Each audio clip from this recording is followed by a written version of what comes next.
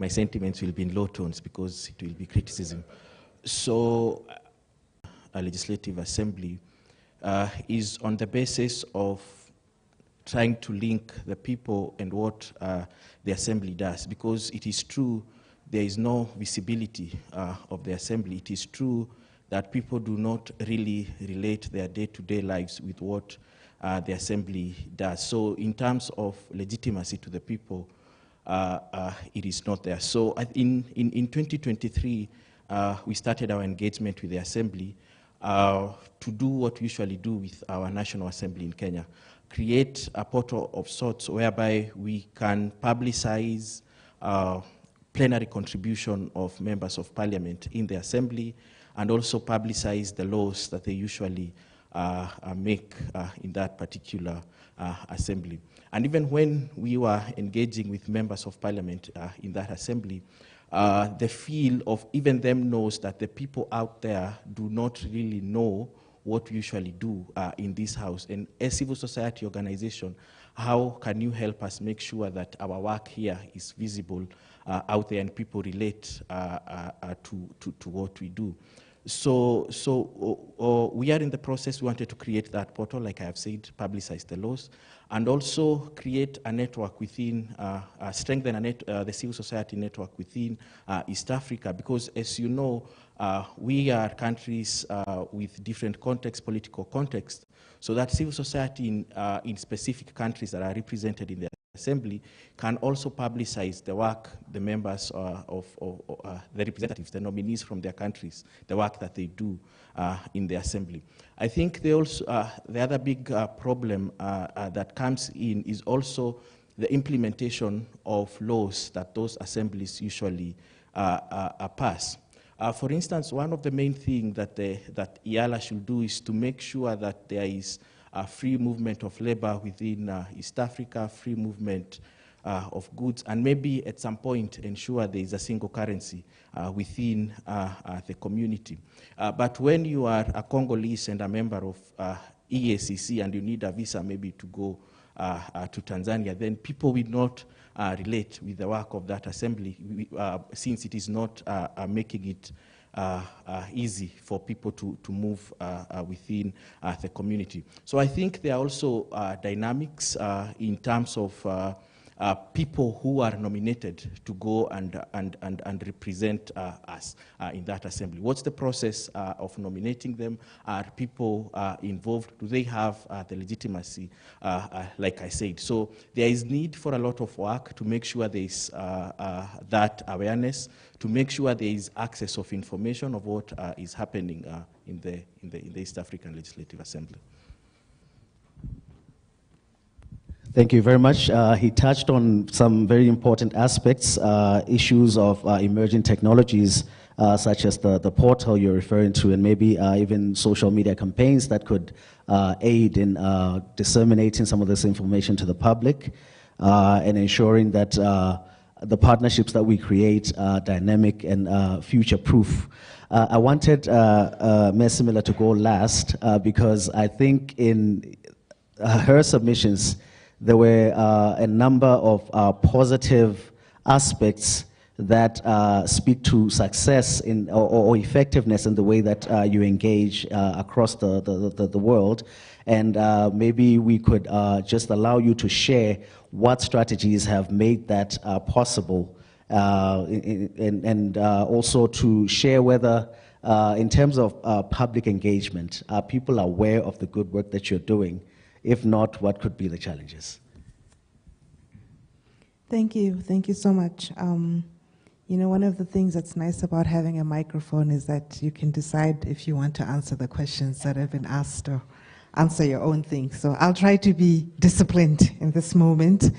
I think, I mean, yeah, I'm listening to this conversation, and one of the things that strikes me is just the reality and the truth that this issue of regional parliaments and regional engagements, on the one hand, is a difficult one. It's not an Africa-specific challenge, it's a global challenge. And then on the other side, you know, the issue of, you know, having citizens engaged is also difficult. So if you have difficulty engaging with citizens, at the national level and having the sort of masses able to not only know but to meaningfully engage. If you're going to have challenges at the national level, then of course that's going to translate into the regional. So I'm a very practical person, and I think that, you know, if one looks at this issue, there are political dimensions and the technical dimensions. I think the first point to make is obviously globally, in fact, regional platforms of any sort are often shaped, and even more so, regional parliamentary platforms are shaped by the political dynamics of the particular region, and they go through, and those dynamics, they go through waves. So the extent to which, for instance, a SADC Parliamentary Forum or an ECOWAS Parliamentary Forum or the COMESA one is able to move at a sustained pace or to sustain momentum that's been built is really going to depend, is going to be influenced by what happens at the national levels of the country, of the member countries of that regional platform. If the MPs that have been champions and advocates for work at that regional body are voted out of office and in an electoral cycle, then that structure is going to struggle. Yeah. So the extent to which the technical work that it does is going to be very much shaped by that, unless, of course, even actually, not even unless, even if there's investment made in the institutional infrastructure of that SADC Parliamentary Forum, ECOWAS Parliamentary Forum. So I think we need to be very much aware of that. And that brings me to then the sort of specific lessons and recommendations. I think one of the things that we also have to recognize before I get to those is it's important to understand what the processes look like. In other words, we all know that parliamentary work happens at the committee level in parliaments as institutions. We all know that the parliament capacity in the institution is critical and really defines and shapes the kind of work that's happening at the committee level and the political nature of that work. Yeah, the extent to which it's political. So we need to acknowledge that. Understanding that then helps us then recognize the importance of champions for our agenda. So who can be identified as champions at the national level? Are those champions the same individuals that are likely or that have been elected to go sit in the regional engagements? That's a really important connection to make. And if they're not, if for instance the individual that goes to the SADC Parliamentary Forum as a representative of South Africa, Malawi, Botswana, et cetera, is not a champion, who else needs to be brought on board? So the issue of champions is really important. The second issue is, what is the regional issue? This is the political, technical sort of interface of the work. What is the regional issue? What is the issue that can bring together MPs at the regional level for them to tackle? And there's an opportunity here because we have sectoral expertise at the civil society and the civil society side. Open government platform or the framework can provide an opportunity to shape that too. It can be a convening space for that. Working with the regional body, actually, yeah? So the issue of the identifying the champion and having the champions on the MP side, the parliamentary side, and then also champions on the civil society side who have the technical and sectoral expertise. The issue of the regional issue of concern that can bring together different parliamentarians, even at POP. So that POP is not just a convening of MPs who get to come to Midrand every so often and go shopping and have a great time. I hope none of them are here. I shouldn't be quoted. And us too, we also like to go shopping, let me put it that way. Mall of Africa is for all of us. But I think I'm being heard, so that these become, and if we don't have that kind of convening issue, we don't have the champions, we will not be able to move forward. We'll be having the same conversations in 5 years' time. The last thing I want to say is again, on the SADC Parliamentary Forum as an example, my most immediate example, I think that there needs to be, there's an opportunity for them to play a convening role around that regional issue, the example that I gave around what should be focused on, and a convening role not just for ensuring that that agenda around that issue is being driven, but also for peer learning moments learning moments that can be done in a scaffolding way. So you're targeting MPs on the one hand, you're targeting CSOs on the other hand, you're targeting staff. Yeah, because those three constituencies, we have different needs and different interests to some degree. Yeah, but if there's an issue that we can focus on where we can say, based on our particular needs and our particular interest, what is it that we can offer to drive that particular issue that we've agreed to is regional priority. I think I'll stop there. So I'm being very practical because I think talking about global, experiences, I am speaking based on my experience in this region, in this continent, and my understanding, and really hoping that it can provoke and stimulate. What does that look like then in terms of collective action or collaborative action in a very practical way? Thank you.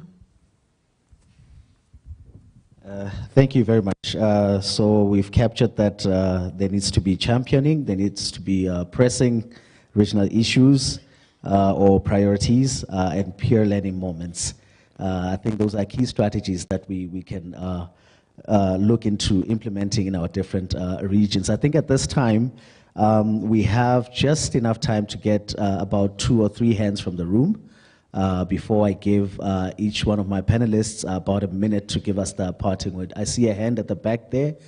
I see a hand right here and one at the back. I think we'll end with those 3. So I'll start with my brother there at the back. Mais uma vez, muito bom dia. Just a moment, please. Ouvi atentamente e tenho uma curiosidade que eu gostaria de partilhar com os meus amigos, irmãos. A minha questão é a seguinte: de que forma os parlamentos africanos podem colaborar entre si para partilhar as boas práticas em transparência, participação e inovação legislativa no espírito de uma governança aberta continental?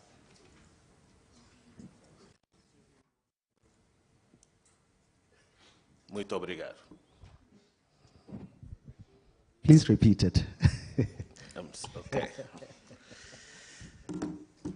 A minha questão é a seguinte: de que forma os parlamentos africanos podem colaborar entre si para partilhar boas práticas em transparência, participação e inovação legislativa no espírito de uma governança aberta continental? Okay, thank you. My sister.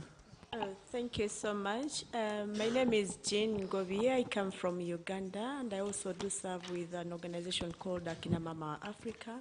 We're a Pan-African regional feminist leadership development organization. Back to the reflections, thank you so much, our panelists, for really opening our eyes and sharing the very powerful insights. I just want to reflect. I'm not asking a question, but I just want to reflect, adding to what my senior sister there says about the strategy of using champions as one of those ways we can use to benefit open parliaments. To that, I just want to add something from my experiences as well in Eastern Africa, is that most legislators are not aware. Yesterday when we were here in the discussion, I was telling my friends I have a bubble because I think sometimes we are asking a lot from those who don't know. They are not aware. Majority of our parliamentarians in Eastern Africa do not have the capacity to play the oversight, to legislate, and do the role that we want them, we assume they should be doing. I was laughing with my neighbor here in the morning that sometimes we might be asking a lot from those who are not aware. Yeah, so that really poses a very big critical question. And we are all very aware that the issue of capacity plays a very critical role in the performance of what we want to achieve. So is it something that we can think about as civil society actors to support Parliament through building the capacity of legislators, continuous capacity building. Because wait, where does this problem come from? This is a political question. Because most parliaments or most countries are under authoritarian and democratic governance, you will find that there is a facilitation of loyalty in Parliament. Who goes to the House must be loyal to who? So that really influences a lot of power dynamics and definitely manages and controls how parliamentarians really engage. So I would think that maybe part of the strategy here is to think about building the capacity of the champions anyway, so that we can be able to get the champions. Let's enhance capacity building for members of parliament. Thank you. Thank you. May we have the last hand? Good morning, everyone. And thank you for the panelists and the moderator for this interesting conversation. My name is Alfred Boulagali. I'm joining today from Senegal. I was not lucky to be on the conversation yesterday. Thanking you to have left this session for today. I know it was planned yesterday, so I feel like it was kept for myself, and thank you for that. So I want to welcome very particularly the experience the colleague of Muzalendo from Kenya shared about how they were able to merge the open parliament and the open government processes by including open gov objectives in the National Action Plan of the OGP. Because the last 3-4 years we've been leading as Article 19 on both open gov and open government and open parliament initiative. And one of the things we meet in the field is that when we look at CSOs, the actors are almost the same. And I could even say they are the same. So if you are, in our effort to put in place the national network, we feel that we are having the same people engaged in the open gov and the same engaged in the open parliament. And the experience you have shared on how you are able to include open gov within the National Action Plan is very meaningful for us, especially as we are trying to put in place this multi-stakeholders platform to enable to advance agenda. And that also come to strengthen the position of Madam Semela, who advised us to build on peer learnings. And looking at what they have achieved so far in Kenya, I feel inspired as a new starter in this program and see how I can maybe deepen the conversation and learn from it so as we can build on for what we are trying to do in Senegal. So thank you for that. And in terms of strategy, I think beyond the three strategies Madam Semela shared, it's important also, like my sister said, to invest in capacity building, because one of the issues we face, and that will be my question, is this renewal of parliament members that bring you to restart everything all process you've been starting. Like in the 3-4 last years, we have been meeting 3 different parliament members, because there was a group that ended mandate, another elected, then it didn't finish their mandate, they were dissolved, and a new one. And as we are trying to bring the agenda, we face that every year we need to restart from the beginning. So capacity building becomes a key, an important key to advance the agenda, because it's not as if these people come with same objectives in terms of open parliament. Another thing I saw is important is to link what we are trying to promote as open parliament and open government, I'm finishing, open government within promoting also the global culture of democracy and accountability, because our interlocutors come from this global political culture that is very closed. Now my question is, and it's mainly for the colleague of Muzalendo, but also everybody. I want to hear from your experiences how you deal with these continuous renewals of parliament to keep your agenda on track, and how you deal with these obstacles due to the continuous renewals of the parliament members, so as your agenda is on track. Thank you. Thank you. Thank you very much. I think I'll just start by noting the two comments that speak to capacity building. No, we're not taking any more hands. Thank you. They speak to capacity building, but I think they can be situated within the third strategy that Mr. Miller shared about peer learning moments and capacitating the different groups, the MPs on one side, the civil society itself, and staff members and the like. And then we go to the first question. I don't know who will take this. We don't all have to answer it. Somebody can just take this one. How can African parliaments share best practices?